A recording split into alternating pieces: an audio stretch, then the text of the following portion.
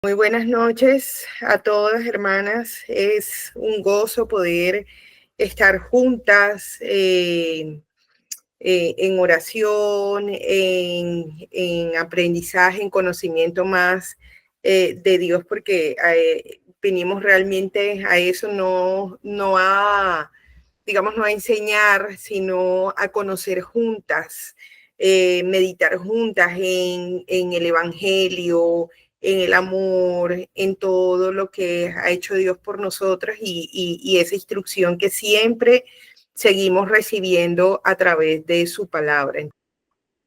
Bueno, amadas, seguimos hablando de lo que más nos da gozo hablar, el Evangelio y el amor.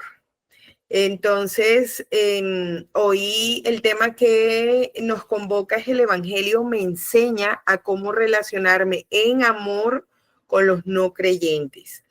Hemos visto, haciendo como un recorderis, hablamos de que era el Evangelio, que en unas primeras sesiones lo que implicaba el Evangelio en la maternidad, el Evangelio en la cotidianidad. Y en este mes hemos, pues el mundo y justamente nuestra cotidianidad celebra el amor. Entonces nosotras, guiadas en oración y por el Espíritu, pues decíamos, bueno, de que vamos a hablar en este mes, y pues del amor, pero el amor centrado en el Evangelio. Y en ese sentido, pues ya hablamos del amor en la familia, el amor con los creyentes, y ahora nos convoca cómo nos vamos a relacionar en amor con los no creyentes. Entonces, aquí, en este tema, pues, digamos que les propongo que lo reflexionemos porque es muy amplio, pero que lo reflexionemos en 4 puntos. El Evangelio me enseña a cómo relacionarme en amor con los no creyentes al, primero, no hacer acepción de personas. Segundo, al amar a quien no lo merece como un acto de obediencia y de amor a Dios. Tercero, a limitar el carácter compasivo de Dios, que es lento para la ira y grande en misericordia. Y 4, al orar por los no creyentes y también aquí un momentico, al orar por los no creyentes y por nosotros para relacionarnos adecuadamente o conforme a la voluntad de Dios con ellos. Entonces, estos son los 4 puntos para guía para desarrollar este tema del Evangelio, cómo nos relacionamos, nos enseña cómo relacionarnos en amor con los no creyentes. Entonces, desarrollemos el primer punto. El Evangelio me enseña cómo relacionarme en amor con los no creyentes al no hacer acepción de personas. ¿Y por qué este punto de no hacer acepción de personas?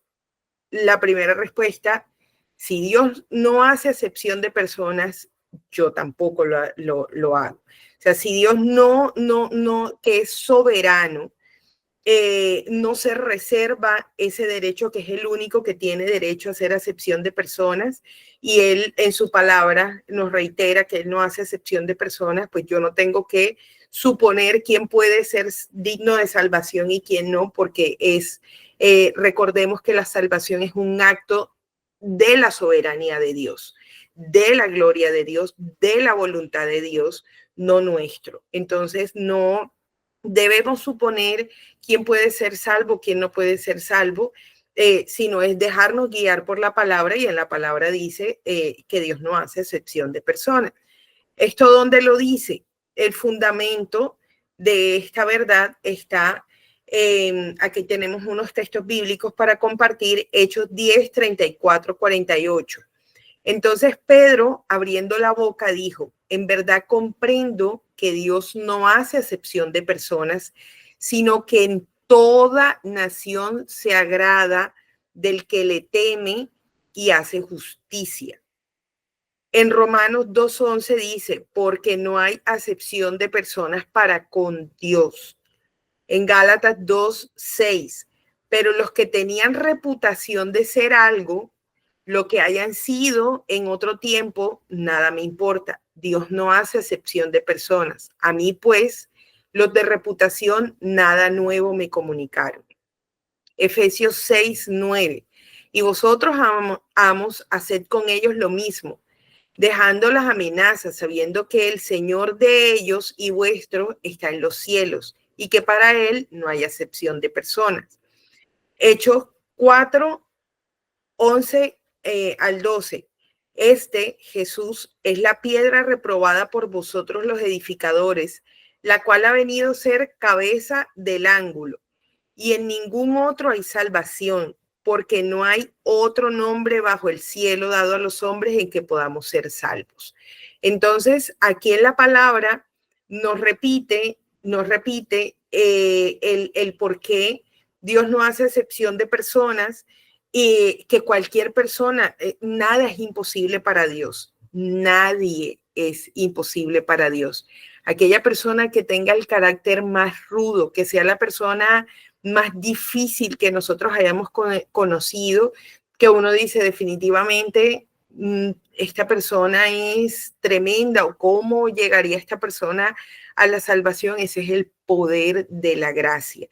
Entonces, que recordemos que la palabra dice que el llamamiento es irrevocable, la gracia es irresistible, justamente porque si Dios en su soberanía llama a esa persona a salvación, Él lo hará porque es su voluntad. Y recordemos que es Él el quien obra en nosotros, que no es por voluntad humana que nosotros seamos salvos, o no es por nada bueno que nosotros hagamos, no es por un esfuerzo, no es por las buenas obras, sino por la voluntad de Dios que obra en los corazones y en nuestra transformación, en nuestra redención, en nuestra renovación, para demostrar que Él es Dios. Es un acto de su soberanía. Entonces, es algo que nosotros no tenemos que descartar. ¿Alguna hermana que lea Hechos 11 del 1 al 18? Oyeron los apóstoles y los hermanos que estaban en Judea que también los gentiles habían recibido la palabra de Dios. Y cuando Pedro subió a Jerusalén, disputaban con él los que eran de la circuncisión, diciendo, ¿por qué has entrado en casa de hombres incircuncisos y has comido con ellos? Entonces comenzó Pedro a contarles por orden lo sucedido, diciendo, de Jope, orando, y vi en éxtasis una visión, algo semejante a un gran lienzo que descendía, que por las cuatro puntas era bajado del cielo y venía hasta mí. Cuando fijé en él los ojos, consideré y vi cuadrúpedos terrestres y fieras y reptiles y aves del cielo, y oí una voz que me decía, levántate, Pedro, mata y come. Y dije, Señor, no, porque ninguna cosa común o inmunda entró jamás en mi boca. Entonces la voz me respondió del cielo por segunda vez, lo que Dios vio, no lo llames tú común. Y eso se hizo 3 veces, y volvió todo a ser llevado arriba al cielo. Y he aquí luego llegaron 3 hombres a la casa donde yo estaba, enviados a mí desde Cesarea. Y el Espíritu me dijo que fuese con ellos sin dudar. Fueron también conmigo estos 6 hermanos, y entramos en casa de un varón, quien nos contó cómo había visto en su casa un ángel que se puso en pie y le dijo, envía hombres a Jope y haz venir a Simón, al que tiene por sobrenombre Pedro, el que te hablará palabras por las cuales serás salvo tú y tu casa.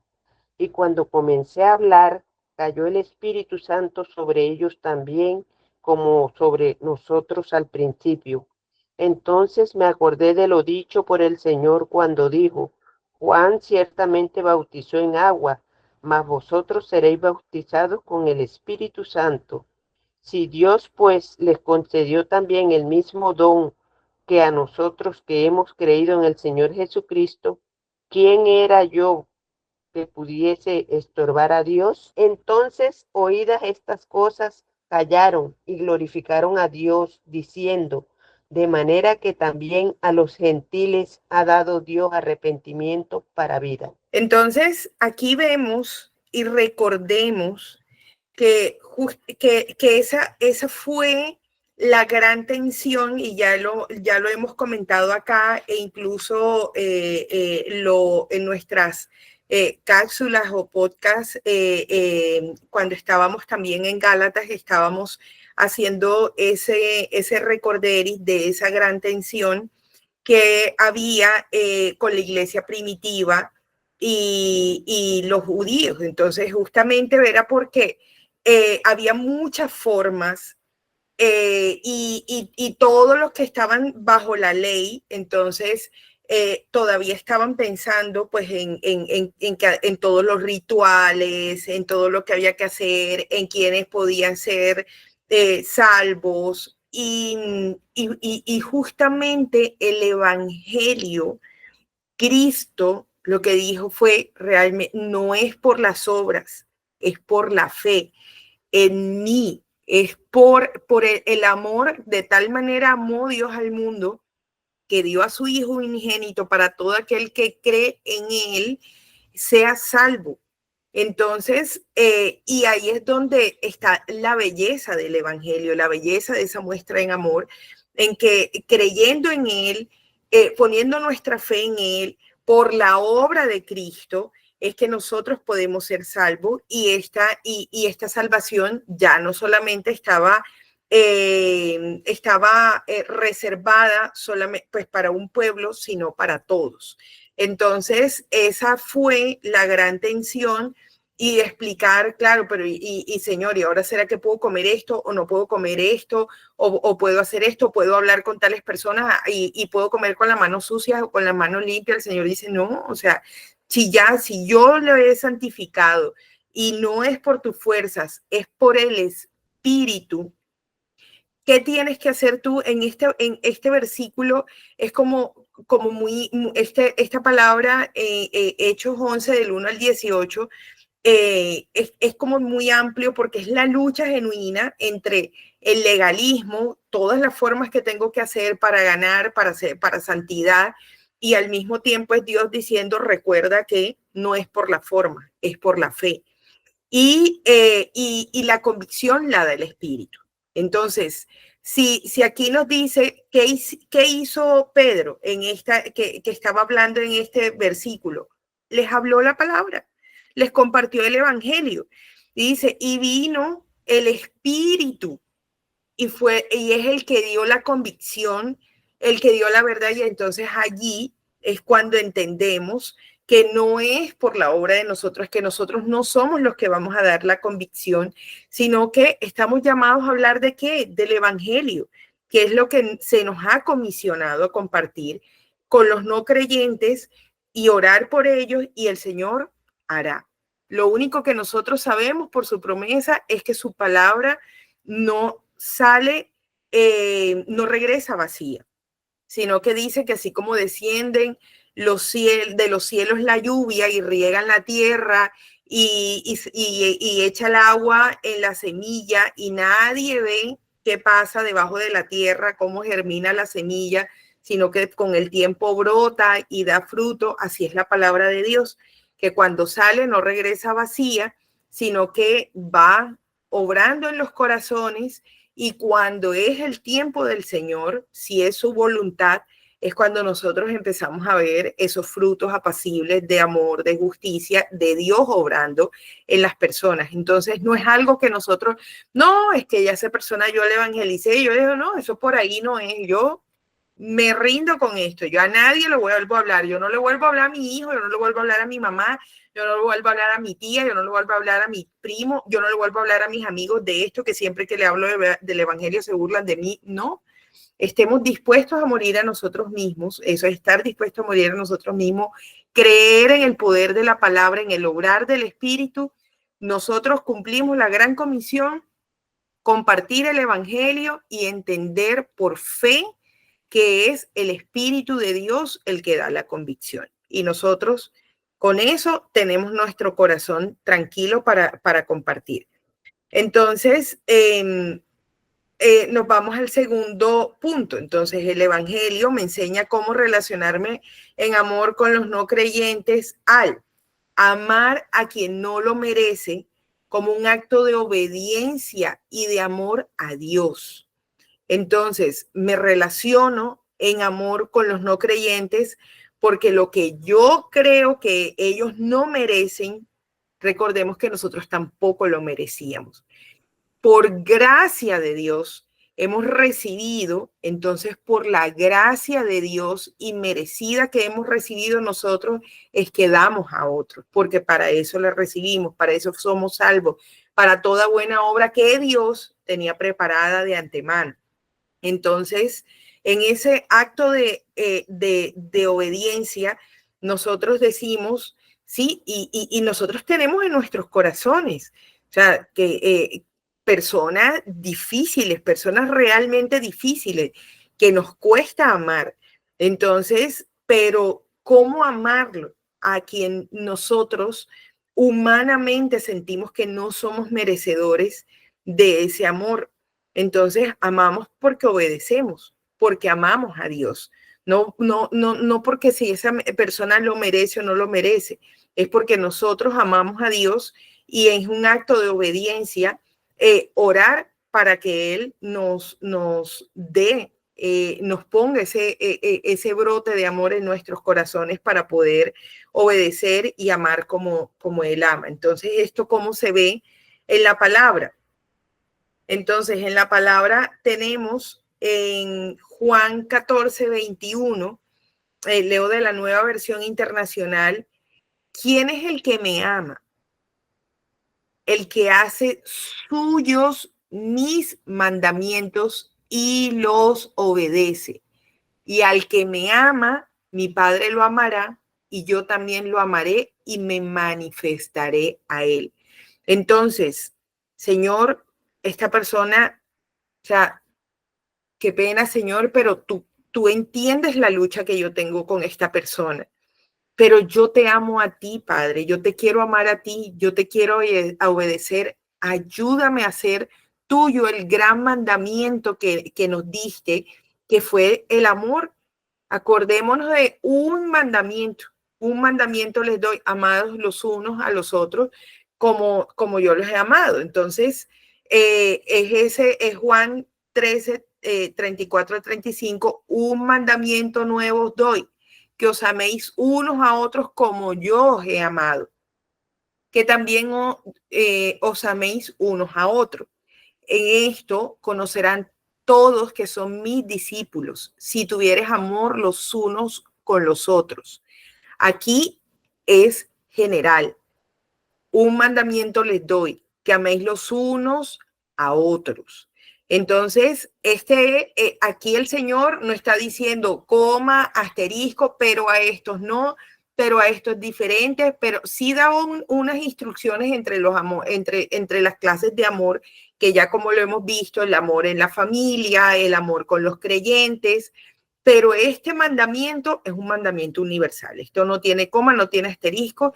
Entonces, este mandamiento, ¿cómo lo vamos a cumplir con esas personas, Dios mío, tan difíciles de carácter, tan duras? La persona que es orgullosa, la persona que es grosera, la persona que es violenta, esa persona que uno le está hablando y tiene endurecido ese corazón y vas a hacer lo contrario.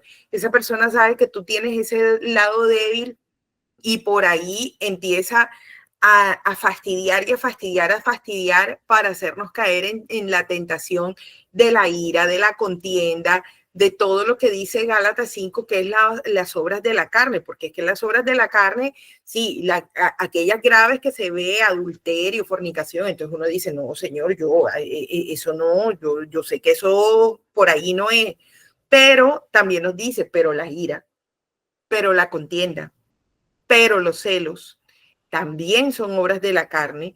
Entonces, y ahí somos tentados. Allí somos tentados porque a veces hay personas que nos llevan al extremo de eso, del dominar esa emoción de la molestia y de la ira. Entonces es allí cuando decimos cómo mostrar el evangelio, cómo relacionarnos a través del evangelio en amor con esas personas. Primero es eso, entendiendo quién es el que me ama, dice el Señor, el que hace suyos mis mandamientos y lo obedece. Y aquí nos dice claramente, un mandamiento nuevo doy, que améis unos a otros. Ya. Entonces, Señor, en mis fuerzas no puedo. Padre, aquí está mi corazón delante de ti. Me entrego a ti como un sacrificio vivo. Obra en mi corazón. Mira si hay en mí camino de iniquidad. Antes de orar, hermanas, que el Señor cambie a esa persona difícil, empecemos por orar por nosotras, porque nosotras somos las creyentes. Nosotras somos las que fuimos salvas por la gracia de Dios. Nosotras, recordar que nosotros tampoco merecíamos ese amor, que nosotros no merecíamos todo lo que Cristo sufrió en la cruz, y aún así recibimos de Él amor y misericordia. Entonces, las primeras por las que tenemos que orar para hacer su voluntad por nosotros y ofrecernos, Señor, aquí está mi corazón, yo no puedo en mis fuerzas, pero tu Espíritu que me santifica, que me transforma, que me salvó, tu Espíritu me capacita, porque yo lo sé por fe, que tu Espíritu es el que me capacita a mí para en mi proceso de santificación, para yo poder hacer mío tus mandamientos y obedecerte. Entonces, en un acto de obediencia, aquí estoy como sacrificio vivo. Señor, ayúdame a amar a estas personas, así como tú nos has amado a nosotros. También permítenos que nosotros nos amemos unos a otros y ayúdanos, danos sabiduría, danos gracia, danos de tu palabra, danos la fuerza y capacítanos para poder obedecer este mandamiento. Entonces recordemos Efesios 2, salvos, que somos salvos por gracia. ¿Eso qué implica? Recordemos, Él nos dio vida. Él os dio vida a vosotros cuando estaban muertos en vuestros delitos y pecados, en los cuales anduviste en otro tiempo, siguiendo las corrientes de este mundo, conforme al príncipe de la potestad del aire, el espíritu que ahora opera en los hijos de desobediencia, entre los cuales, miremos bien esto, todos nosotros vivimos en otro tiempo en los deseos de nuestra carne. Cuando la palabra dice todos, es todo. Aquí no está excluyendo a nadie. Todos nosotros vivimos en otro tiempo en los deseos de nuestra carne, haciendo la voluntad de la carne y de los pensamientos, y éramos por naturaleza hijos de la ira. Miren lo que dice aquí, lo mismo que los demás. Nosotros, esas personas que nosotros decimos, Señor, qué difícil, qué terrible. Aquí en la palabra dice, recuerden que ustedes también eran así, igualito, lo mismo que los demás. ¿Y qué dice acá? Él nos dio vida cuando estábamos muertos. Nosotros éramos, creo que fue en una predicación que decía que cuando estábamos en medio de creyentes era como caminar entre zombies, entre muertos vivientes, pues porque eso es lo que dice la palabra, que estábamos muertos en nuestros delitos y pecados y Él nos dio vida. Y aquí nos dice que éramos lo mismo que los demás. Entonces, si ese nivel es la misericordia y el amor que recibimos de Dios para ser salvos con gracia, por gracia, pues eso, así es, eso es lo que tenemos nosotros que tener presentes, hermanas, para poder pedirle de esa gracia a Dios para poder cumplir y obedecer sus mandamientos, hacer lo suyo y podernos amar los unos con los otros. ¿Quién me puede ayudar leyendo Isaías 64, 6 y 7? Si bien todos nosotros somos como suciedad y todas nuestras justicias como trapo de inmundicia, y caímos todos nosotros como la hoja, y nuestras maldades nos llevaron como viento, nadie hay que invoque tu nombre, que se despierte para apoyarse en ti. Por lo cual, escondiste de nosotros tu rostro y nos dejaste marchitar en poder de nuestras maldades. Ese es el recorderis que necesitábamos. Éramos trapo de inmundicia. Estábamos muertas en nuestros delitos y pecados. Éramos lo mismo que los demás cuando no habíamos recibido esa salvación. Vivíamos en nuestros deseos de la carne, hacíamos la voluntad de la carne.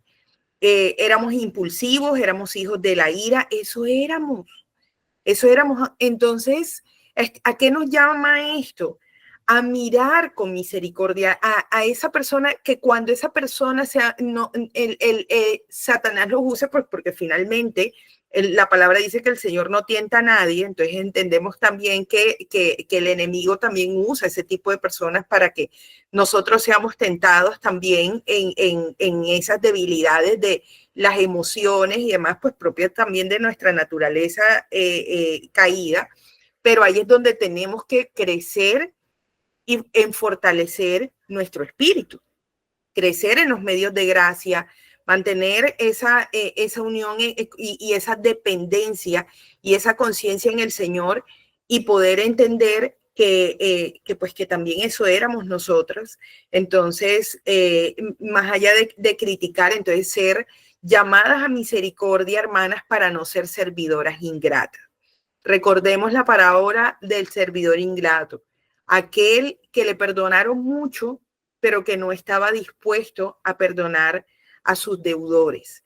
Entonces, recordemos que nosotros también éramos exactamente lo mismo que los demás y el Señor nos perdonó mucho. Entonces, por ese perdón que hemos recibido inmerecidamente y por la gratitud hacia el Señor de la salvación que hemos recibido por gracia, eso también es lo que nosotros damos a los demás, porque lo repito, nosotros somos las creyentes, nosotros somos las que estamos llamadas a dar fruto, a mostrar, a dar ese fruto y fruto en abundancia, a mostrar el fruto del Espíritu en nosotros y a crecer en santificación. Entonces no podemos exigir al que no tiene, ellos no tienen al Espíritu, ellos no han sido salvos, nosotras sí. Entonces allí es cuando podemos cambiar ese dolor y ese rencor y ser movidos a misericordia, sabiendo pues que así como éramos trapo de inmundicia, pues nosotros también ya decir a qué están expuestos hoy delante de los ojos de Dios. Hombre, Señor, nosotros recibimos de tu misericordia, ten misericordia de ellos. Entonces, un tercer punto de cómo puede el Evangelio, cómo el Evangelio me enseña a cómo relacionarme en amor con los no creyentes. Entonces, acá tenemos este tercer punto y está en imitar el carácter compasivo de Dios, que es lento para la ira y grande en misericordia. Aquí Lucas 6:36 también. Miren, aquí esto es un mandato: sed pues misericordiosos, como también vuestro Padre es misericordioso. O sea, sed misericordioso. Aquí es que, hermanos, yo los invito, reflexionen en misericordia, piensen en la misericordia. No, nos dice, sean misericordiosos, como también vuestro Padre es misericordioso. Entonces, dentro del carácter de Dios está la misericordia, está la compasión. Entonces nosotros, justamente que tenemos el carácter de Cristo, que estamos llamados a crecer en el carácter de Cristo, estamos llamados a ser misericordiosos. ¿Por qué? Porque nuestro Padre es misericordioso. Eso no, nosotros no somos quien para contender con Dios, sino nuevamente para poder crecer en obediencia y mostrar ese amor a través de esa obediencia. Entonces, ¿dónde dice que el Señor es misericordioso? Aquí estos textos que les voy a compartir, amadas hermanas, que hay algo muy, muy importante que me llamó la atención en estas citas relacionada con la misericordia. Bueno, vamos a ver. El Salmo 103:8 dice que el Señor es compasivo y clemente. Compasivo y clemente es el Señor, lento para la ira y grande en misericordia. Éxodo 34:6. Entonces pasó el Señor por delante de él y proclamó: el Señor, Dios compasivo y clemente, lento para la ira y abundante en misericordia y fidelidad. Números 14:18. Y aquí prestemos atención a esto. El Señor es lento para la ira y abundante en misericordia y perdona la iniquidad y la transgresión, mas de ninguna manera tendrá por inocente al culpable, sino que castigará la iniquidad de los padres sobre los hijos hasta la tercera y cuarta generación. Aquí hago un paréntesis respecto a este texto porque mucha gente dice, no, pero es que eso es contradictorio. Porque si dice que el Señor es lento para la ira, es abundante en misericordia, que perdona la iniquidad y la transgresión, pero acá está castigando, entonces, pues, ¿dónde está ese perdón? Pues aquí recordemos el carácter de Dios. Por eso es importante conocer quién es Dios, cómo es su carácter, porque sí, el Señor es lento para la ira, abundante en misericordia, pero también es justo. Y recordemos también en una clase pasada cuando estábamos hablando del evangelio en la maternidad y estamos hablando de la disciplina, que para el Señor la disciplina está relacionada con el amor. Entonces, ¿qué dice? Dios a quien ama, disciplina.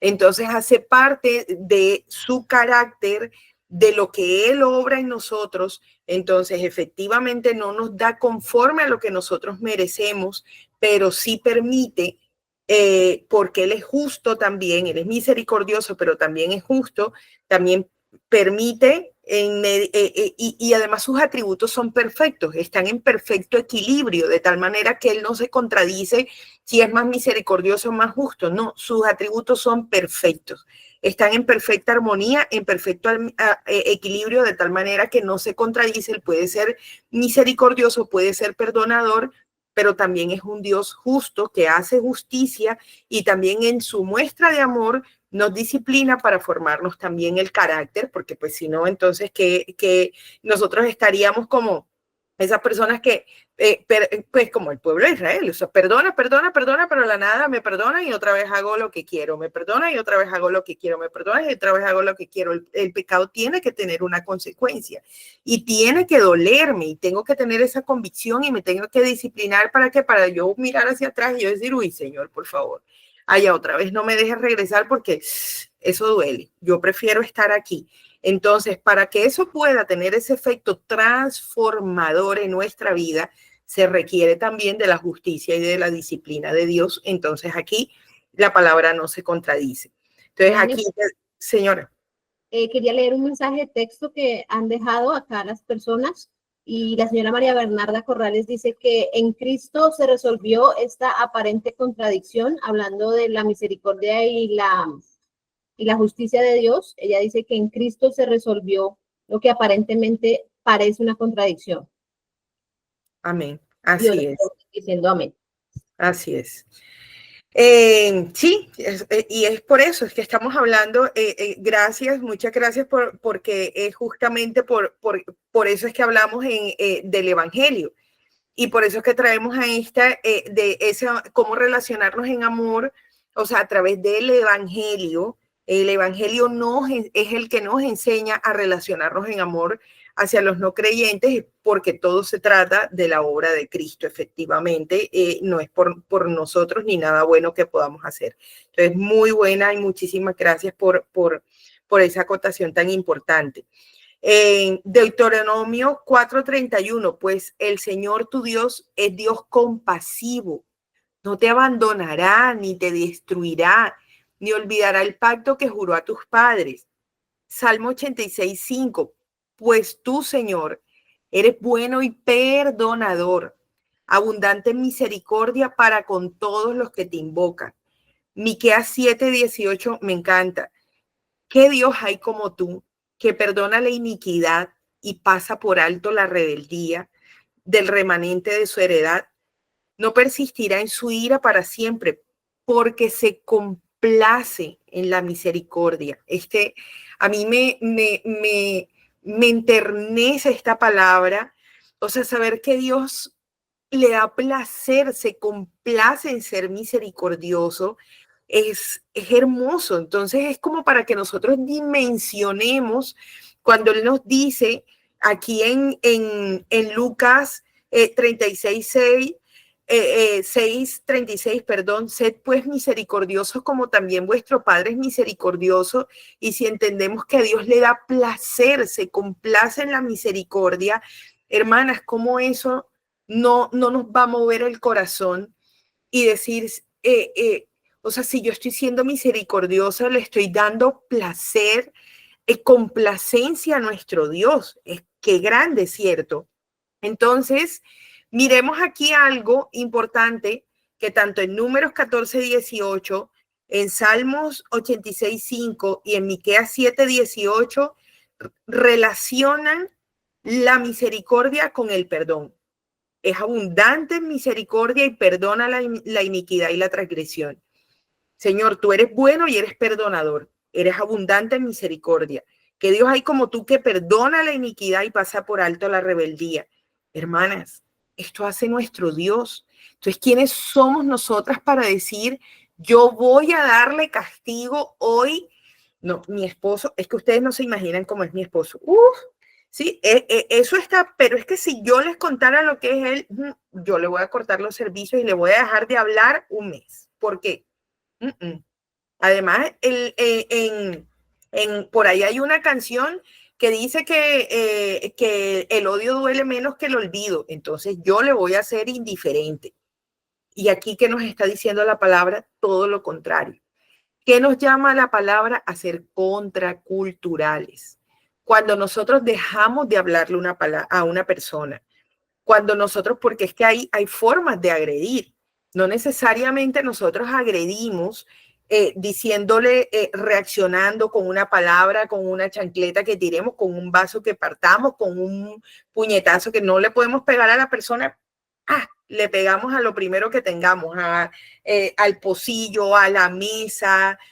Hay formas de demostrar esa ira y no necesariamente con la persona, pero descargarla en otros sentidos. Pero hay otro tipo de agresión que es hacia esas personas, que es, bueno, ahora lo voy a castigar. No lo decimos, no decimos que lo voy a castigar, pero dejamos de hablar, dejamos de relacionarnos con esas personas, somos indiferentes. Hermana, si esta persona viene por aquí, yo me cambio de acera por allá, yo me hago la que no le he visto para no saludarla, porque aquí es mejor evitar. Eso también es una forma de agredir. Y aquí, ¿qué nos están hablando? Que el perdón hace parte de ese carácter misericordioso y compasivo del Señor. Entonces, que el Señor nos ayude a pasar por alto la rebeldía, a pasar por alto la iniquidad de las demás personas, a ser perdonadores y a ser abundantes en misericordia, porque Él dice, perdona la iniquidad y la transgresión. Cuando nosotras somos agredidas, pues también nosotros cuando pecamos, estamos transgrediendo, ¿cierto? La obra del Señor. Decimos que contristamos el Espíritu Santo. Entonces, entristecemos el Espíritu con nuestra conducta. Entonces, y aún así el Señor está presto para perdonarnos. Entonces, también es entregar nuestro corazón para que nuestro corazón sea perdonador y misericordioso.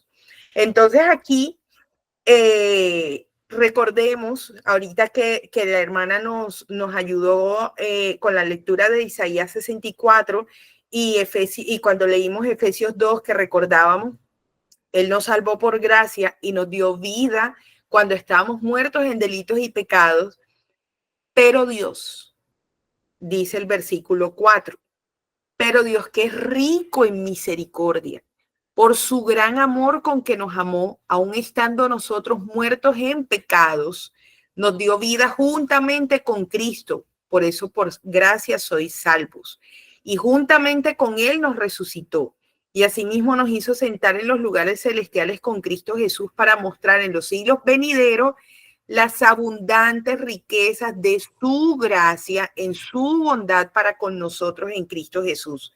Porque por gracia sois salvos por medio de la fe, y esto no es de nosotras, es un don de Dios, no por obras para que nadie se gloríe, porque somos hechuras suyas, creadas en Cristo Jesús para buenas obras, las cuales Dios preparó de antemano para que anduviésemos en ellas.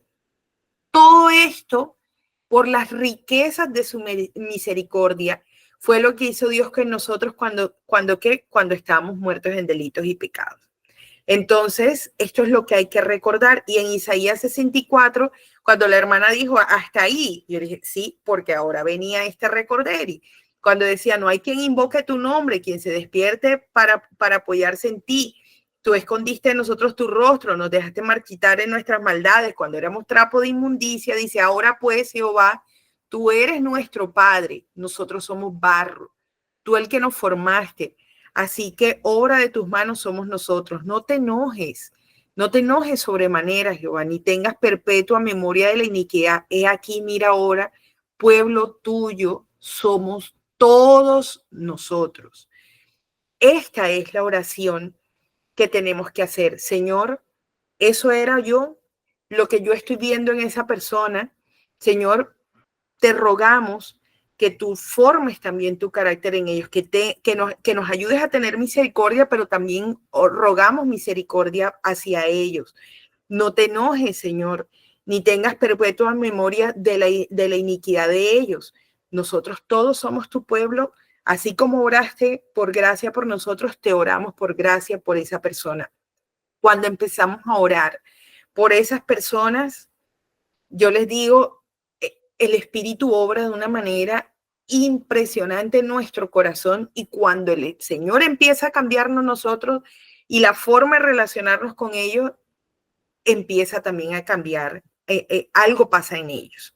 Entonces, aquí viene este cuarto punto, que justamente es, el Evangelio me enseña cómo relacionarme en amor con los no creyentes al orar por los no creyentes, y para relacionarnos conforme a la voluntad de Dios con los no creyentes. Entonces, ¿y esto cómo se ve una vez más en la palabra? En Ezequiel 11, 19 y 20, ¿qué nos dice la palabra? Y les daré un corazón y un espíritu nuevo pondré dentro de ellos, y les quitaré el corazón de piedra de en medio de su carne, y les daré un corazón de carne, para que anden en mis ordenanzas y guarden mis decretos y los cumplan. Y me sean por pueblo y yo los sea a ellos por Dios. Imagínense, hermanas, esa persona difícil y uno orar esta oración. Señor, yo te pongo a esta persona. Tú conoces, Señor, que tiene su corazón endurecido, como yo también lo tenía. Pero tú, que eres rico y abundante en misericordia y que tú eres soberano, Señor, yo te oro por esa persona para que, si es tu voluntad, pongas un espíritu nuevo dentro de ellos, para que quites, Señor, remuevas ese corazón de piedra en medio de su carne, y tú, Señor, por los méritos de tu gracia, por los méritos de Cristo, quien nos amó, Señor, cuando nosotros éramos trapo de inmundicia, también, Señor, les des, si es tu voluntad, un corazón de carne, para que pueda andar en tus ordenanzas, para que pueda guardar tus decretos, para que pueda cumplirlos, Señor, para que pueda ser tu pueblo y tú seas para ellos su Dios. Esa oración por una persona que nos ha hecho daño, por una persona que nos ha transgredido, por una persona que nos ha lastimado. O sea, imagínense orar esta oración por esas personas. Qué muestra de amor, qué muestra de misericordia, pero qué muestra de fe. Esto es creerle a Dios, o sea, y es una manera de nosotras también recordar la obra que hizo Dios, que hizo Cristo en nosotros, cómo cambió nuestro corazón, cómo removió ese espíritu de pecado y nos puso un espíritu nuevo dentro de nosotros, cómo quitó ese corazón de piedra y nos ha puesto un corazón de carne. O sea, es orar por ellos, pero al mismo tiempo es una acción de gracias y de entender y de interiorizar toda la transformación que hemos recibido inmerecidamente de nuestro Señor, cómo nos ha redimido, cómo nos ha transformado, y esto es maravilloso. Y aquí en 2 de Timoteo 2:23 también nos enseña, nos da instrucciones, porque lo que decía ahorita, por lo general, cuando quien no es salvo tiende a ser necio. Entonces, siempre la contienda es algo que es recurrente en el relacionamiento con ese tipo de personas.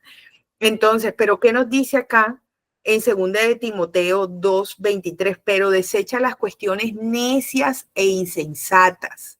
Sabemos que nosotros, que la sabiduría del hombre es animal diabólica, que la verdadera sabiduría es la sabiduría que proviene de Dios. Entonces, ¿para qué nos vamos a poner a pelear con esas personas y a contender por cosas tan insensatas?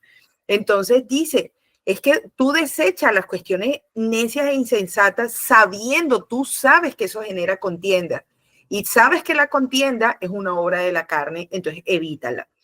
Porque el siervo del Señor no debe ser contencioso, sino amable. ¿Para quién? ¿Para con quién? ¿Para con los creyentes? No, para con todos. Sino amable para con todos. Apto para enseñar. Sufrido, porque nos tenemos que morder la lengua, tragar nuestro orgullo para entrar en esas discusiones de quién gana más. Claro que eso genera un sufrimiento. ¿Por qué? Porque estamos matando la carne. Si en la palabra nos dice que las obras de la carne son las contiendas y nosotros nos estamos tragando el orgullo para ganar una discusión con esa persona necia e insensata, entonces estamos sufriendo por obedecer la palabra. Entonces aquí, ¿qué nos dice? Seamos aptos para enseñar, sufrido, que con mansedumbre corrija a los que se oponen, por si quizás miren aquí el propósito. Aquí nos da el propósito del Señor con esta conducta que nos pide que nosotros hagamos. Por si quizás Dios le conceda que se arrepientan para conocer la verdad y escapen del lazo del diablo en que están cautivos a voluntad de él. Imagínense, miren este obrar tan hermoso en doble vía. Dios nos está dando un mandato a nosotros. Desecha las cuestiones necias e insensatas. Tú sabes que eso genera contienda. El siervo del Señor no debe ser contencioso, no caigas en contiendas con ellos. Sea amable para con todos. Apto para enseñar, enseña con mansedumbre, con paciencia. Sufre en silencio tu orgullo, todo esto, descansa en el Señor y con mansedumbre, cuando los ánimos estén bajos, cuando Dios te dé la oportunidad, corrige al que se opone.